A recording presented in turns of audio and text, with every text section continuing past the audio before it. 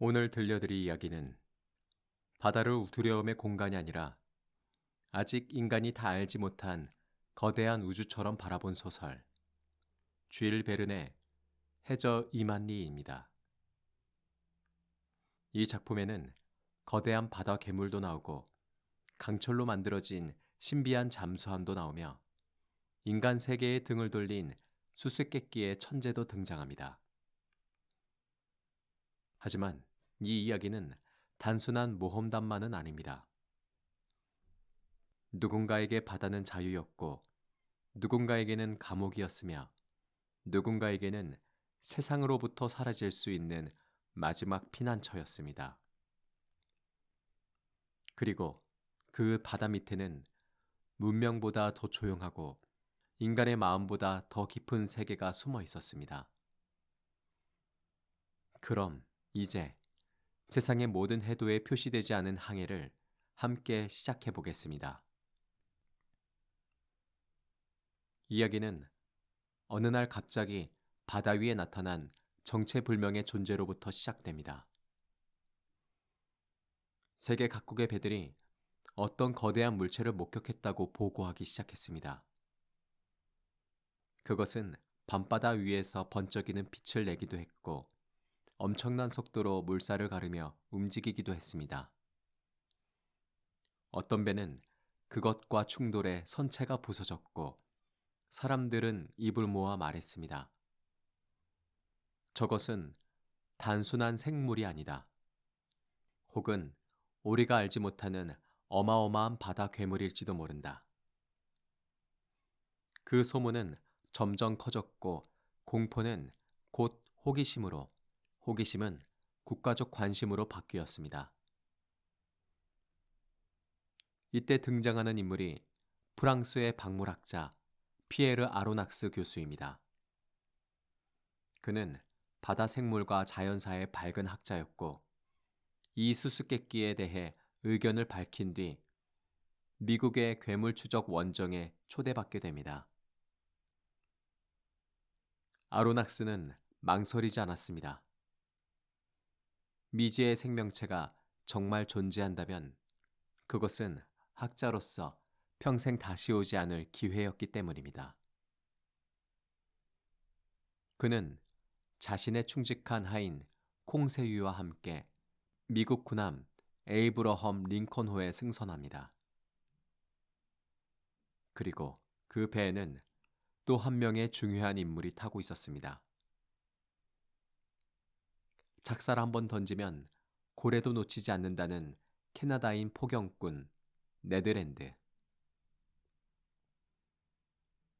아로낙스가 지식과 호기심의 사람이라면 네드랜드는 본능과 자유의 사람이었습니다. 그들은 함께 바다를 뒤졌습니다. 낮에도 찾고 밤에도 찾고 수평선이 지어질 때까지 찾았지만 그 괴물은 좀처럼 모습을 드러내지 않았습니다. 그러나 그런 존재들은 늘 그렇듯 사람이 지쳐갈 때쯤 갑자기 눈앞에 나타나는 법입니다. 어느 밤 검고 깊은 바다 한가운데서 마침내 그 물체가 모습을 드러냅니다. 그것은 살아있는 괴물처럼 보였지만 어딘가 이상했습니다. 너무 빠르고 너무 단단했고 너무 정확하게 움직였기 때문입니다. 배는 그것을 추격했고 마침내 충돌이 일어났습니다. 아로낙스와 콩세유 그리고 네드랜드는 격렬한 충격 속에 바다로 내던져졌습니다. 차가운 물속에서 필사적으로 허우적대던 그들은 간신히 무언가 단단한 표면 위로 올라섭니다. 그것은 비늘도 피부도 아니었습니다. 차갑고 매끈한 금속. 그 순간 세 사람은 깨닫습니다.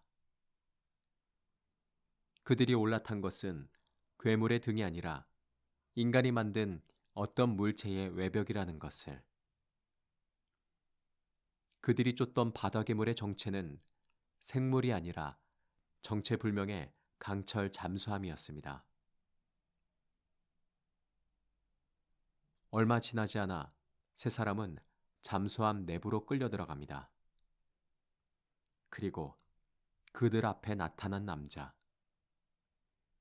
검은 눈빛, 절제된 목소리, 그리고 세상 모든 것과 거리를 둔 듯한 얼굴. 그가 바로 니모 선장이었습니다. 니모는 자신이 이 배의 선장이라고 말합니다. 배의 이름은 노틸러스호. 그는 세 사람을 즉시 죽이지도 그렇다고 곧바로 풀어주지도 않습니다. 이유는 단 하나였습니다. 그의 존재, 그의 배, 그의 비밀은 지상 세계에 알려져서는 안 되었기 때문입니다.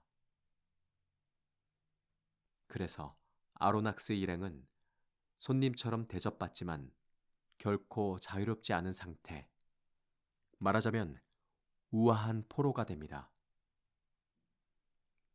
그런데 이곳은 감옥이라기엔 너무 놀라운 곳이었습니다. 아로낙스는 노틸러스호 내부를 보고 경탄합니다. 이 잠수함은 단순히 바다 밑을 다니는 배가 아니었습니다. 그 자체가 하나의 독립된 세계였습니다.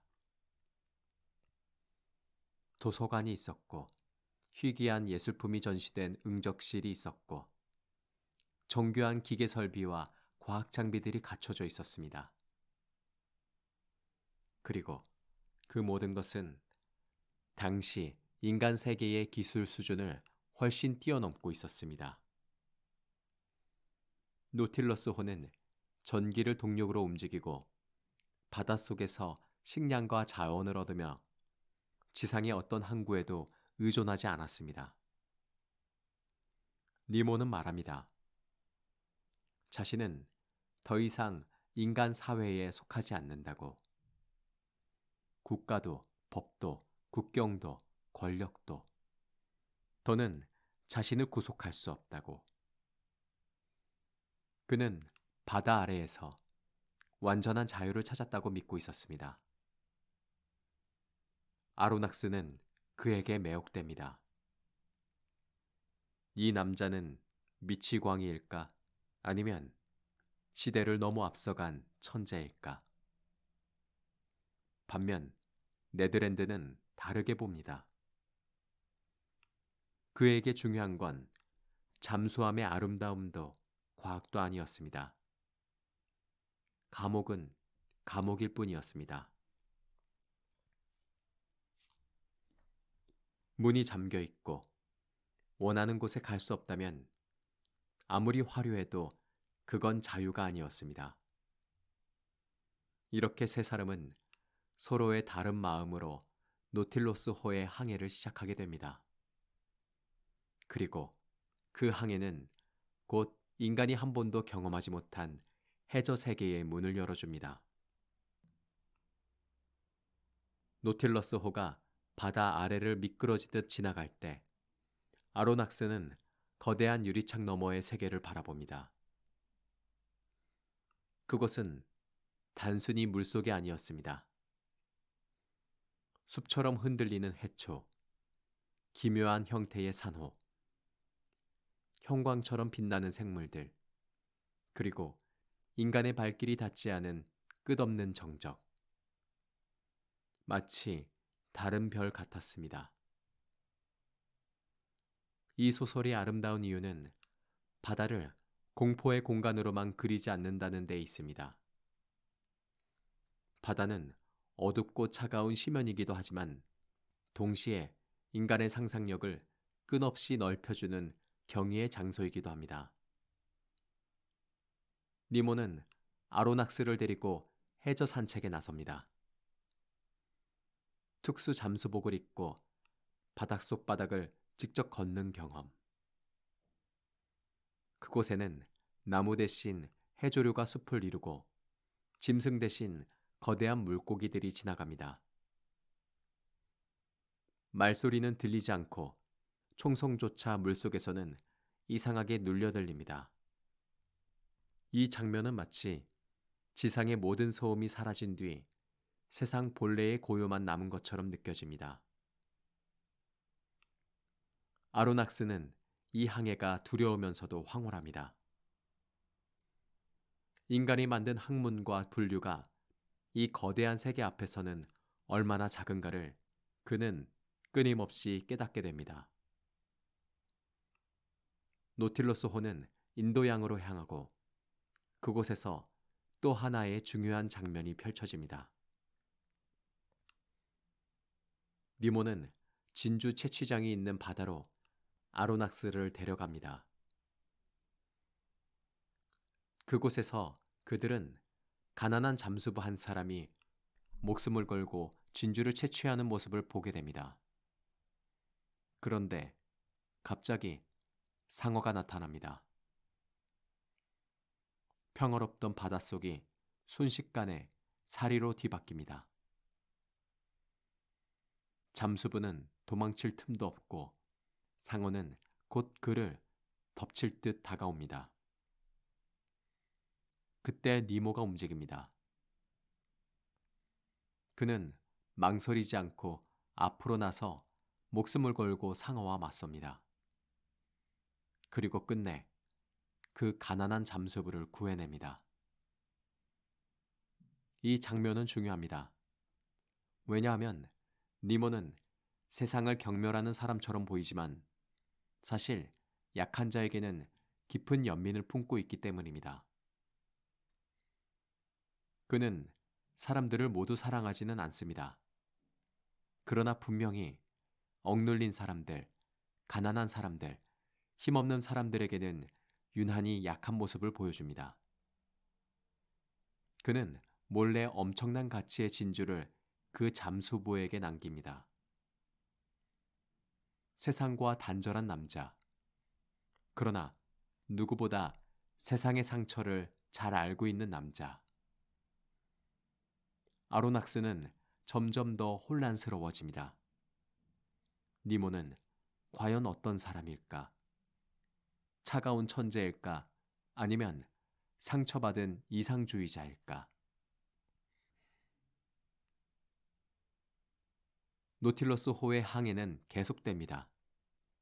그들은 침몰한 배들의 잔해를 지나고 심해의 유적 같은 곳을 지나고 전설 속에만 존재할 것 같은 잃어버린 문명의 흔적을 보기도 합니다.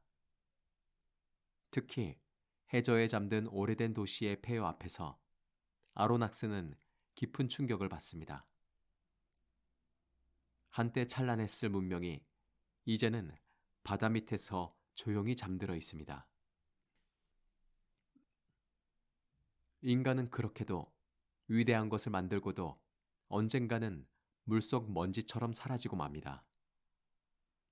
노틸러스호는 심지어 인간이 가까이 가기조차 어려운 극지의 얼음 바다로 향합니다. 남극 근처 바다. 차갑고 거대한 얼음 덩어리들이 하늘과 바다의 경계를 흐리게 만드는 곳. 그곳에서 노틸러스호는 얼음 아래를 지나가다가 위험한 상황에 빠집니다. 배가 얼음에 갇혀 더는 쉽게 빠져나올 수 없게 된 것입니다. 산소는 줄어들고 배 안의 사람들은 점점 지쳐갑니다. 경이로웠던 해저 세계는 이제 순식간에 거대한 무덤처럼 변합니다. 이 장면에서 우리는 깨닫습니다. 인간이 아무리 대단한 기계를 만들었다 해도 자연은 여전히 인간보다 큽니다. 니모는 냉정하게 명령을 내리고 선원들은 필사적으로 얼음을 부수고 길을 만듭니다. 아슬아슬한 순간 끝에 그들은 간신히 살아남습니다. 하지만 공포는 여기서 끝나지 않습니다. 어느 날 노틸러스호는 거대한 오징어 떼의 습격을 받습니다. 어두운 바다 한가운데서 굵은 촉수들이 배를 휘감고 선원들은 갑판 위에서 필사적으로 싸웁니다. 이 장면은 이 소설의 가장 거칠고 처절한 순간 중 하나입니다. 지금까지 아로낙스가 보아온 해저 세계가 꿈 같고 아름다운 모습이었다면 이제 그는 그 세계의 야만과 잔혹함도 마주하게 됩니다. 싸움 끝에 위기는 지나갔지만 니모가 아끼던 선원 한 명이 목숨을 잃습니다. 그리고 그 순간 항상 절제되어 있던 니모가 깊은 고통을 드러냅니다. 그는 말없이 슬퍼합니다. 분노하기보다 오히려 오래 참아오던 슬픔이 다시 떠오른 사람처럼 보입니다. 아로낙스는 그 모습을 보며 이 남자의 마음속에 얼마나 깊은 상처가 잠겨 있는지 어렴풋이 느끼게 됩니다. 이야기가 진행될수록 니모는 점점 더 수수께끼 같은 인물이 됩니다. 그는 엄청난 지식과 능력을 가진 사람입니다. 국가에도 속하지 않고 돈에도 휘둘리지 않으며 문명의 규칙 밖에서 오직 자신의 의지로 살아갑니다. 겉으로 보면 완전한 자유인입니다. 하지만 이상하게도 그 자유는 평화로워 보이지 않습니다. 그는 종종 깊은 침묵에 빠지고 어떤 음악을 연주할 때는 마치 가슴속에 묻어든 죽은 이름들을 떠올리는 사람처럼 보입니다. 또 어떤 순간에는 지상 세계를 향한 강렬한 증오를 드러냅니다. 아로낙스는 서서히 깨닫습니다. 니모는 단순히 사회를 싫어해 숨어든 것이 아닙니다. 그는 아마도 지상의 어떤 폭력과 상실을 겪은 뒤 세상 전체를 버려버린 사람일지 모릅니다. 누군가에게 가족을 잃었고, 누군가에게 조국을 빼앗겼고, 누군가에게 삶의 의미를 짓밟힌 사람. 그래서 그는 바다를 택했습니다. 그 누구도 자신을 다스릴 수 없고 그 어떤 깃발에도 충성하지 않는 완전한 독립의 세계. 노틸러스호는 그의 피난처이자 그의 왕국이며 동시에 그의 무덤 같은 곳이었습니다. 이 지점에서 아로낙스와 네덜란드의 태도 차이는 더욱 선명해집니다. 아로낙스는 아직도 니모에게 매혹되어 있습니다. 그의 지식, 그의 비전, 그리고 바닷속 세계의 위대함에 사로잡혀 있기 때문입니다. 하지만 네덜란드는 오래전부터 결론을 내린 사람입니다. 아무리 대단한 인간이라도 남의 자유를 빼앗을 권리는 없다. 그는 기회만 되면 탈출하겠다고 말합니다. 콩새우는 늘 그렇듯 조용히 아로낙스를 따르지만 그 역시 이 끝없는 항해가 점점 위험한 방향으로 흘러가고 있음을 느낍니다. 그리고 마침내 그 불안은 현실이 됩니다. 어느 날 노틸러스호는 바다 위에 한 전함을 발견합니다. 그 배가 어느 나라 소속인지는 이야기 속에서 분명하게 말해지지 않습니다. 하지만 중요한 것은 그 전함을 바라보는 니모의 눈빛입니다. 그것은 단순한 경계심이 아니었습니다. 오래 묻어둔 증오, 잊지 못할 원한, 그리고 마침내 사냥감을 마주한 사람의 차가운 결심이 그 얼굴에 떠오릅니다.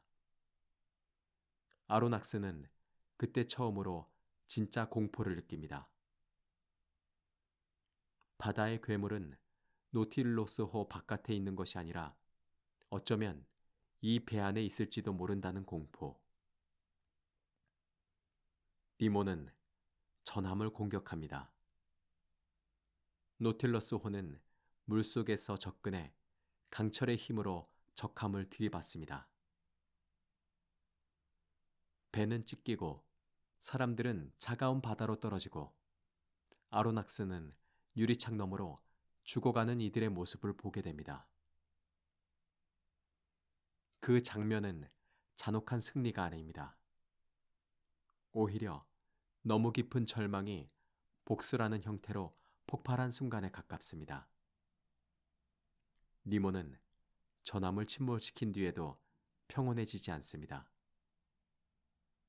그는 선실로 돌아가 침묵 속에서 무너집니다. 그의 적은 죽었을지 몰라도 그의 상처는 사라지지 않기 때문입니다. 아로낙스는 이제 분명히 알게 됩니다. 니모는 위대한 인물이지만 결코 안전한 인물은 아닙니다. 그는 천재이지만 그 천재성은 상처와 분노에 물들어 있습니다. 그리고 이 배는 경이로운 문명의 산물이면서 동시에 한 인간의 고통이 끝없이 울려 퍼지는 밀실이기도 합니다. 그날 이후 아로낙스는 결심합니다. 이제는 떠나야 한다고. 아무리 놀라운 세계라도 그 끝에 인간의 영혼이 무너지는 장면이 기다리고 있다면 더는 머물 수 없다고. 네덜란드는 오래전부터 준비해온 탈출 계획을 꺼냅니다. 언젠가 노틸러스호가 육지에 가까워지거나 탈출할 수 있는 조건이 생기면 작은 보트를 이용해 빠져나가자는 계획이었습니다. 그리고 마침내 그 기회가 온 듯 보입니다. 북쪽 바다, 차갑고 거친 물결, 검은 밤. 세 사람은 숨을 죽인 채 움직입니다. 노틸러스호에서 탈출한다는 것은 단순히 배를 빠져나오는 일이 아닙니다. 그것은 하나의 비밀 세계에서 다시 인간 세상으로 돌아가는 일이기도 했습니다. 하지만 바다는 쉽게 떠나는 자를 놓아주지 않습니다. 그들이 탈출을 시도하던 바로 그때 노틸러스호는 거대한 바다 소용돌이에 휘말립니다.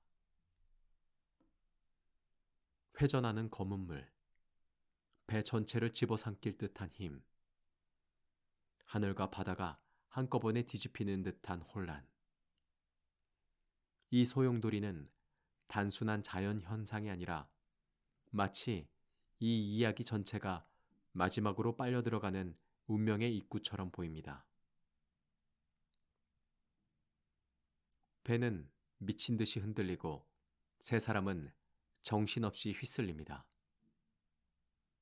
노틸러스호는 과연 그 힘을 견딜 수 있을까?